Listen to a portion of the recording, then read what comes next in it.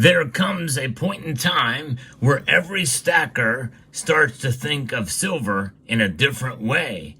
And that starts by stopping at looking at it the usual way. I'll explain as we explore.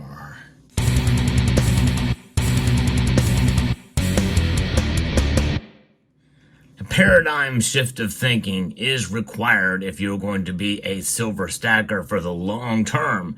And that really is the word I'm looking for here, the phraseology. It is a long-term proposition.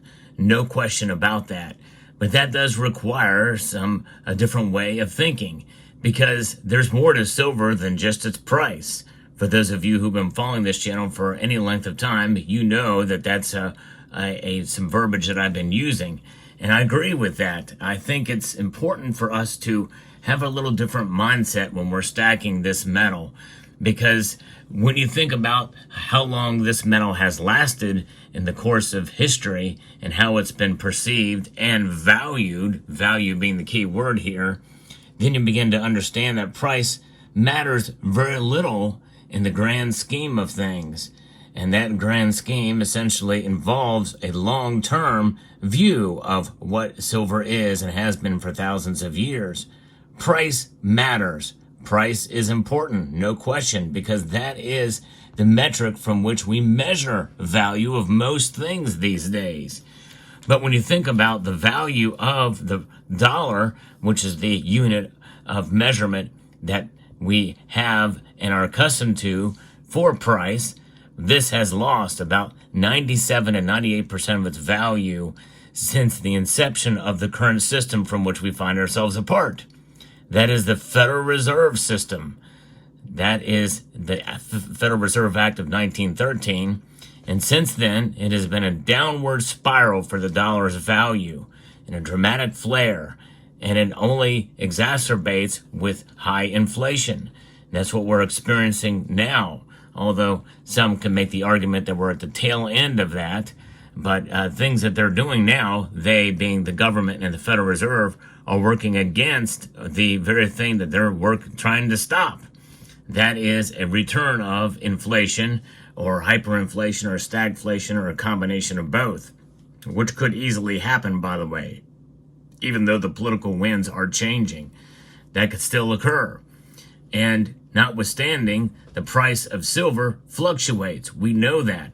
Anybody who's been stacking for any length of time knows that the price of silver fluctuates. But we need to stop thinking about silver's price if we're holding it for the long term. It's easy to get discouraged when the price moves, especially as it has the last few trading sessions, down, down, and down.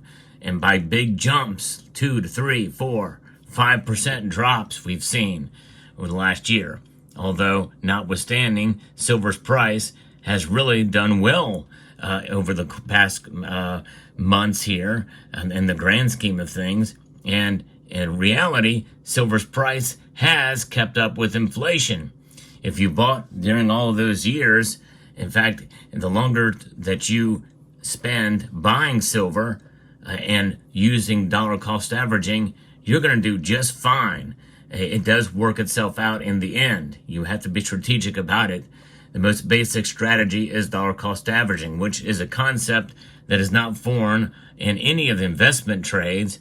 So when you're thinking about silver as a hedge, well, and a protection against economic instability and inflation, it just makes even better sense to dollar cost average and maybe enhance it a bit by buying a little bit more silver when the price drops.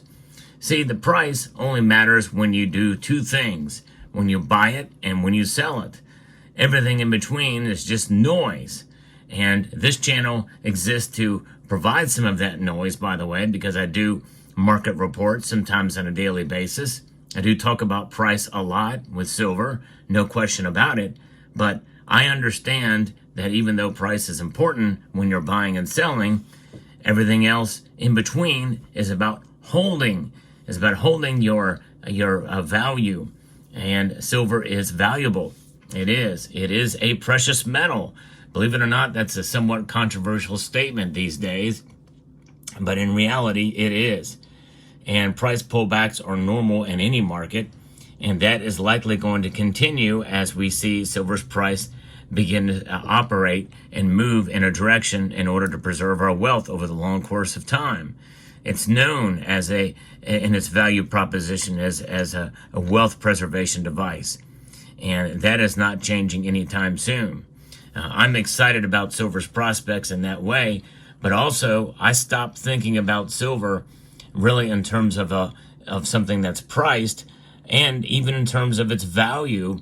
Although value is measured in many different ways, what is valuable about silver? I think the most valuable thing about silver, and more of us should be thinking like this, is that it is wealth outside of the system from which we find ourselves a part.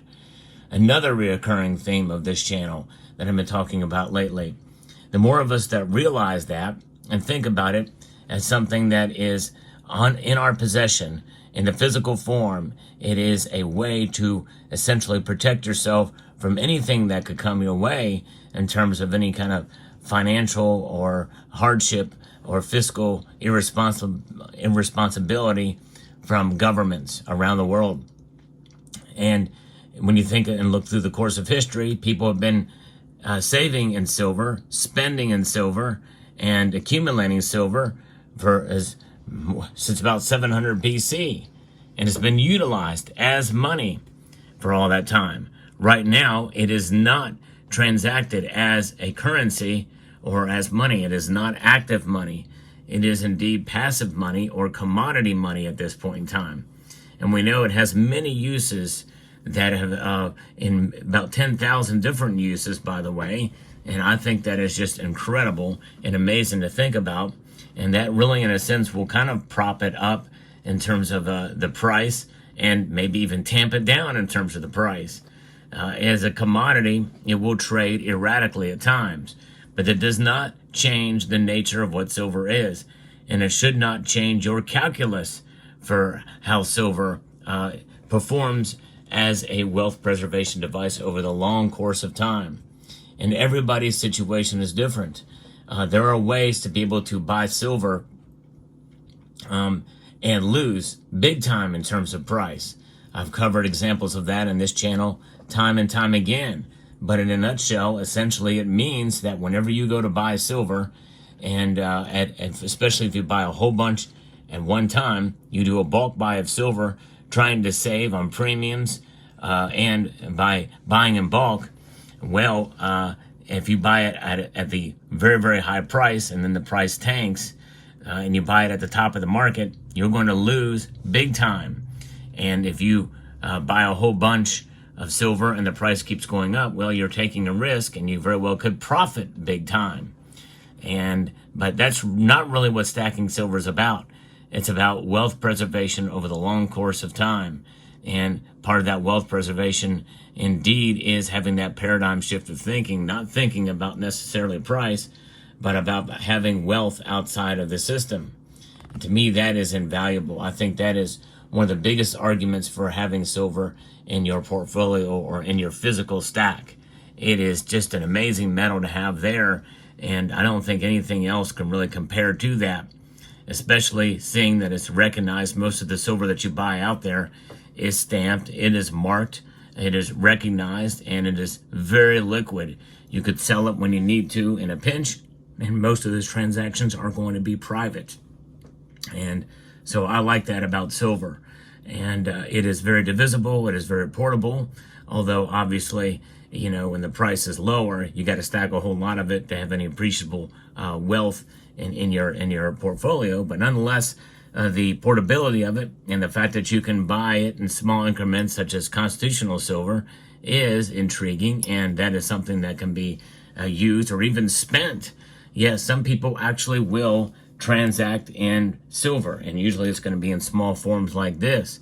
But there's other cases where you might spend it in 1 ounce coins like this, very recognizable, the most popular bullion coin on the planet, American Silver Eagle, and also bars and rounds. There's many different ways that silver could be utilized and spent. But it's saved. It's a savings vehicle.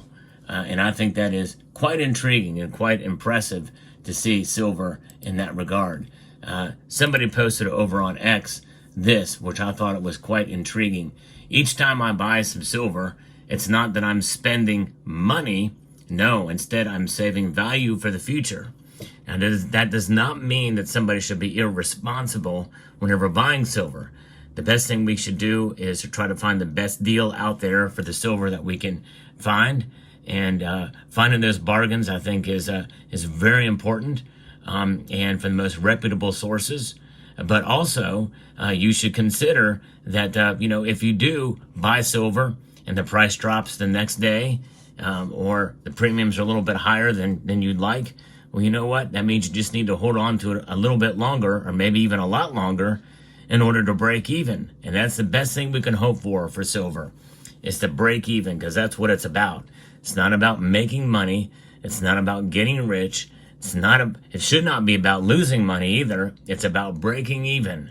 It's the safest way to save, in my view, in precious metals, outside of the system, no matter the price. So stop thinking about price so much and start thinking about your wealth and the wealth that you already have, and saving value for the future.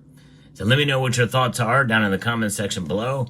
Hope you found this video informative, insightful, and educational.